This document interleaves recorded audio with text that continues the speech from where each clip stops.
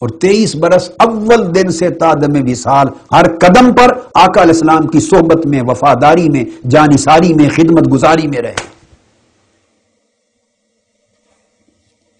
اب یہ ان کو تحفظ حاصل ہے، اہل سنت کے عقیدے میں حفاظت ہے، یہ محفوظ ہیں۔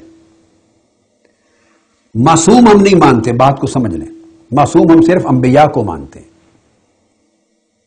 مگر اللہ کی حفاظت میں ہے، آقا علیہ السلام کی تربیت و صحبت کی وجہ سے۔ آقا علیہ السلام نے تزکیہ فرمایا ہے ان کا اپنی صحبت میں بٹھا کر، آقا علیہ السلام نے ان کی تربیت کی ہے، اپنی صحبت کے فیض سے نوازا ہے، خلوتوں میں بھی، جلوتوں میں بھی، سفر میں بھی، حضر میں بھی۔ اس لیے یہ ان کو ایک تحفظ، پریولیج حاصل ہے کہ جب کوئی ان کا اختلاف، ان کے مابین اختلاف آ جائیں، خواہ ان کے اپنے صحابہ کرام کے مابین یا کبھی کسی مسئلے پر صحابہ کرام و اہل بیت اطہار کے مابین آ جائے، تو ہم دونوں میں کسی طرف بھی سوء نیت، بد نیتی منسوب نہیں کرتے، ہم اس کی توجیہ کرتے ہیں، تعویل کرتے ہیں، اور اس کے مثبت پہلو کے ساتھ اس واقعہ کی تعبیر تشریح کرتے ہیں، اور دلائل، واقعات، تاریخی روایات، قرآن مجید، سنت اور واقعات کی تمام تفصیلات کو لے کر جو مثبت اس کا رخ ہے اس کو سامنے لاتے ہیں۔ اگر یہ تقدس، حفاظت کا یہ حصار توڑ دیا جائے، جیسے کہ اس وقت بعض انتہا پسند جو شیعہ مسلک کا لبادہ اوڑھ کر یہ پھیلا رہے ہیں، اس طرح کی کاوشیں کر رہے ہیں، اگر اس تصور کو مان لیا جائے کہ معاذ اللہ یہ پھر گئے اور کوئی تقدس ان کا نہ رہا، کوئی حفاظت نہ رہی، اور حصار ختم کر دیا ادب اور حیا کا، تقدس کا، ان کی حفاظت کا، تقوی کا، اور ایک عام انسان اور عام سیاستدان کی طرح معاذ اللہ استغفر اللہ سمجھ لیا۔ کیوں سمجھا؟ کہ وہ جو حفاظت تھا دین کی، القرآن کی آیات سے، سنت نبوی سے، حضور کی صحبت سے، حضور کی تربیت سے، حضور کے فرمودات سے، ان کے بارے میں ہم نے جب ان کو رد کر دیا، حصار ٹوٹ گیا ادب کا، تقدس کا۔ جب حصار ٹوٹ گیا تو آپ نے اپنی مانند ایک عام انسانوں کی طرح لیا، تو پھر ان کی نیتوں کو اسی طرح سوچا جیسے آپ روزمرہ معاملے میں اپنے بھائیوں کے ساتھ بدنیتی کرتے ہیں، رشتہ داروں کے حق کھاتے ہیں، ڈاکہ زنی کرتے ہیں، چوری چکاری کرتے ہیں، جھوٹ بولتے ہیں، خیانت کرتے ہیں، جیسے آپ لوگ، ہم لوگ، سوسائٹی کے عام یہ سیاستدان 24 گھنٹے جھوٹ ہی بولتے ہیں، مکر کرتے ہیں، اندر کچھ اور باہر کچھ اور۔ پھر جب خدا نہ خواستہ جب حصار توڑ دیا اور آپ اٹھا کے یہاں لے آئے، پھر آپ کو آزادی ہے، جو چاہیں کہتے پھریں۔ حصار جو ٹوٹ گیا، پھر کوئی لمٹ نہیں ہے۔ یہ ہو رہا ہے۔ اب اسی طرح اب دوسری مثال کو سمجھیں، جیسے ان کو حضور علیہ السلام کی تعلیمات و تربیت کے نتیجے میں ایک حصار ہے، تقوی، پرہیزگاری، اس لیے صحابہ کرام کے باہمی اختلافات پر بھی اہل سنت زبان کو بند رکھتے ہیں۔ خاص طور پہ مولا علی شیر خدا کی زندگی میں جو ہوئے وہاں ہم کیٹاگوریکل ہیں، ہم یہ تو کہیں گے کہ مولا علی شیر خدا حق پر ہیں، دوسرا فریق حق پر نہیں تھا، جنگ صفین ہے، مولا علی شیر خدا کی خلافت حق کا راشدہ تھی، دوسرے کی خلافت کا اعلان غلط تھا۔ ہم یہ تو کیٹاگوریکل ہیں، ہمارے ائمہ تمام یہ لکھتے چلے آئے ہیں، مگر اس کے بعد سکوت اختیار کریں گے حضور علیہ السلام کی صحبت و صحابیت کا حیا کرتے ہوئے، اور معاملہ اللہ اور اللہ کے رسول پہ چھوڑ دیں گے۔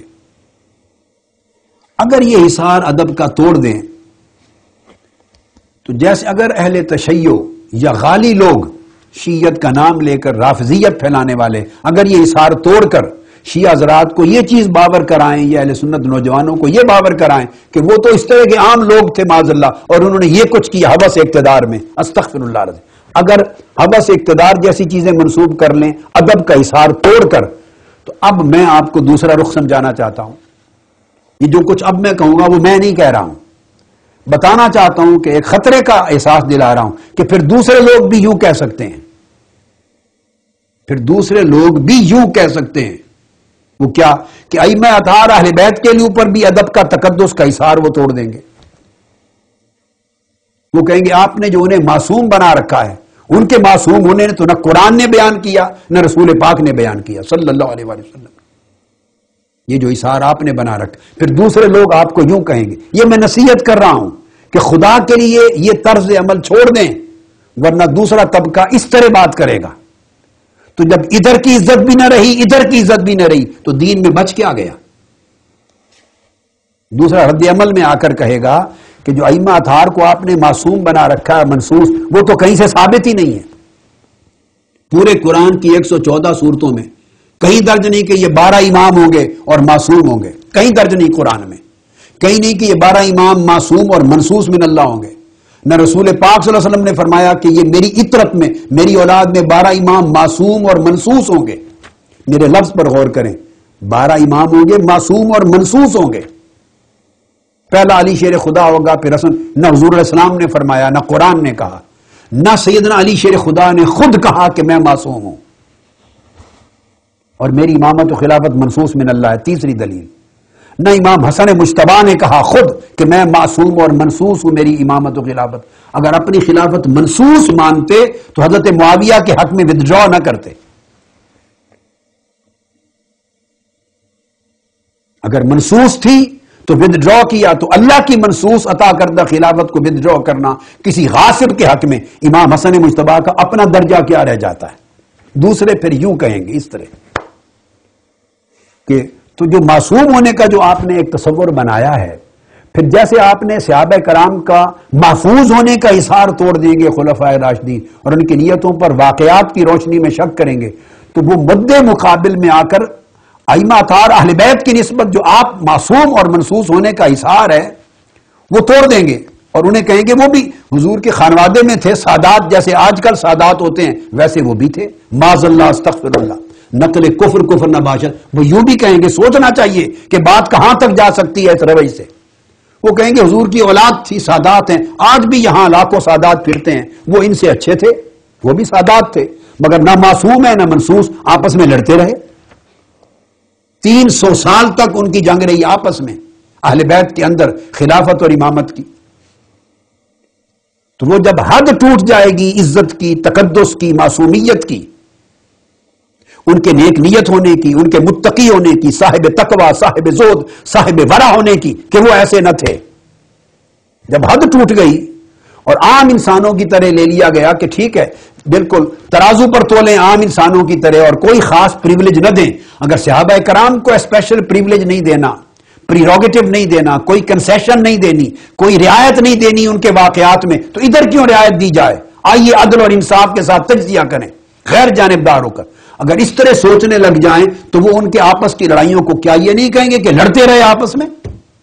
حکومتوں پر لڑتے رہے؟ اگر یہ الزام لگا دیں گے خلفائے راشدین اپنے اقتدار کے لیے لڑتے رہے تو 300 سال تک اہل بیت اطہار کے اندر جو لڑائی ہوئی اور جو ان کے اٹھ کے شہزادے اور ائمہ اہل بیت خلافت امامت کا دعویٰ کر کے شہید ہوتے رہے، کوئی کیا کہے گا؟ اسی وجہ سے خارجی لوگوں نے، گستاخ لوگوں نے، اہل بیت سے بغض رکھنے والے لوگوں نے امام حسین پر بھی زبان درازی کی علیہ السلام، اور اس کو بھی کہا کہ کربلا میں معاذ اللہ یزید سے حکومت چھیننے کے لیے گئے تھے، اقتدار کے لیے گئے تھے. اس کی ذمہ داری آپ پر آ جائے گی. ایک زبان کھولے گا دوسرا بھی کھولے گا. اور یہ کتابیں لکھی گئی تھی، خلافت یزید پر کتابیں لکھی گئیں، بدبخت لوگ یہاں تک جا پہنچے. امیر المومنین یزید کہا گیا، بدبخت یہاں تک جا پہنچے. یزید کو رضی اللہ تعالیٰ عنہ کہا گیا. آج کل بھی ایک کسی آدمی نے ٹی وی پر، ایک مبلغ صاحب نے یہ کہہ دیا تھا، بعد میں جب میرے خطاب کے ذریعے گرفت ہوئی تو پھر ودڈرا کیا کہ غلطی سے زبان سے نکل گیا تھا. عقیدہ وہی ہے. اس یزید لعین کو، اس یزید ملعون کو رضی اللہ تعالیٰ عنہ کا، امیر المومنین کا، اور امام حسین کو معاذ اللہ باغی کا کتابیں لکھی گئی. تو جب حد ٹوٹ جاتی ہے ادب اور احترام کی، یاد رکھیے، تو پھر وہ تیر صرف صحابہ کرام کی عزت پہ نہیں پڑتے، پھر اہل بیت اطہار پر بھی آپ ڈلواتے ہیں وہ تیر.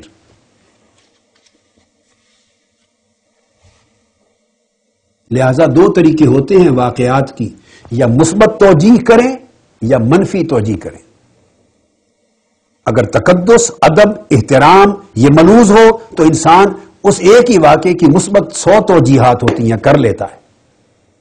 آپ روزمرہ گھر میں کرتے رہتے ہیں، بھائیوں میں اختلاف ہو جاتا ہے، ایک سمجھتا ہے کہ اس نے میرے لیے زیادتی کی، اس نے صحیح نہیں کہا، دوسرا قسم کھا کے کہتا ہے کہ خدا کی قسم میرے ذہن میں بھی ایسا گمان نہیں تھا، میں تو نیک نیتی سے یہ کر رہا تھا۔ آپس میں اختلاف ہو جاتا ہے، تو جب ایک قسم کھا لیتا ہے تو آدمی اس کی قسم پر اعتماد کرتا ہے، یہ دین کا بتایا ہوا طریقہ ہے۔ تو آپس کے نزاع اس طرح رفع ہو جاتے ہیں، جب وہ بھی اعتماد کے ساتھ رفع ہوتے ہیں۔ ارے جب اعتماد ہی اٹھ گیا تو پھر اختلافات اور نزاعات کی توجیہ کیا کریں گے؟ منفی ہوگی، پھر آپ صحابہ کرام کے لیے منفی کریں گے، دوسرے حضور کی اہل بیت اور خاندان بنو ہاشم کے لیے منفی کریں گے، ادھر بھی ایمان برباد ہوا، ادھر بھی ایمان برباد ہوا۔ تو پوری امت کو بے ایمان بنانا چاہتے ہیں۔ لہذا یہ ایک بنیادی چیز ہے، اس کو کبھی ذہن سے نہ نکالیے، اس کے ساتھ ایمان کی حفاظت ہے۔ اب میں اس بنیادی تصور کو لے کر آگے عرض کر رہا ہوں کہ چونکہ یہ عقیدہ جو آج کئی صدیوں سے بعد میں بن گیا، 1000 سال سے سمجھیں یا 900-800 سال سے بن گیا، 800-900 سال سے، عقیدہ امامت و خلافت، یہ اس عقیدے کو تشکیل پذیر ہوتے ہوئے 3 صدیاں لگیں۔ یہ اس بات کا خود بین ثبوت ہے کہ ائمہ اطہار اہل بیت کے زمانے میں ایسا عقیدہ نہیں تھا، اور جب یہ عقیدہ بن گیا کہ یہ امام منصوص ہوتا ہے اور خلیفہ منصوص من اللہ ہوتا ہے،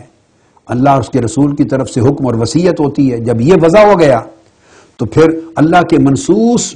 اللہ کی طرف سے منصوص اور مامور امام اور خلیفہ کا انکار کفر ہو جاتا ہے۔ پھر وہ اوپر کے خلفائے راشدین پر آٹومیٹیکلی تان چلی گئی کہ پھر تو مولا علی شیر خدا کو ہونا تھا، انہوں نے غصب کر لیا، جب معاذ اللہ غاصب بنا لیا تو پھر اس سے آگے چلے گئے، ظالم ہو گئے، پھر ان کو کافر بنا دیا، دین سے پھیر دیا۔ اس پورے کے پورے تصور نے جب وضع ہونے کے بعد جب اثر ڈالا تو اس کے بعد کڑی سے کڑی بنتی چلی گئی، جبکہ اس سے قبل ان باتوں کی کوئی حقیقت نہ تھی۔ اب میں جو عرض کر رہا ہوں کہ یہی عقیدہ امامت و خلافت ایسا تھا کہ جس کو بننے میں صدیاں لگیں، کیونکہ یہ اللہ اور اس کے رسول نے نہیں دیا تھا، اور سیدنا مولا علی شیر خدا اور حسنین کریمین انہوں نے نہیں دیا تھا، ورنہ صحابہ کرام نے دیا تھا، اس کا وجود ہی نہیں ہے اس زمانے میں نے آپ کو کہا کہ ایک لفظ نہیں ملتا کہ خود مولا علی شیر خدا نے پوری نہج البلاغہ میں یا آپ کے خطبات میں ہی آپ نے فرمایا ہو کہ میں اللہ کی طرف سے منصوص امام ہوں، میری امامت و خلافت منصوص من اللہ ہے۔ پوری نہج البلاغہ ہی اٹھا کے دیکھنا، چھوڑ دیجیے اہل سنت کی کتابیں، ان کے خطبات سے بری پڑی، انہوں نے ساری زندگی یہ دعویٰ نہیں کیا کہ میری امامت و خلافت منصوص من اللہ ہے، اور جس نے مجھ سے خلافت و امامت کا حق چھینا ہے وہ کافر ہو گیا، کیونکہ منصوص تھی، وہ خارج از اسلام ہو گیا، مرتد ہو گیا، اور اس کے خلاف جہاد واجب ہو گیا۔ یہ سب نتائج بنتے ہیں۔ تو یہ عقیدہ چونکہ نہیں تھا، اس لیے اہل بیت کے اندر اور بنو ہاشم کے اندر، بنو فاطمہ کے اندر، علویین کے اندر، سادات کے اندر جتنے ائمہ تھے اپنے اپنے دور میں وہ امامت اور خلافت کے لیے سٹرگل کرتے رہے، بنو امیہ، بنو عباس کی غلط حکمرانوں کے خلاف۔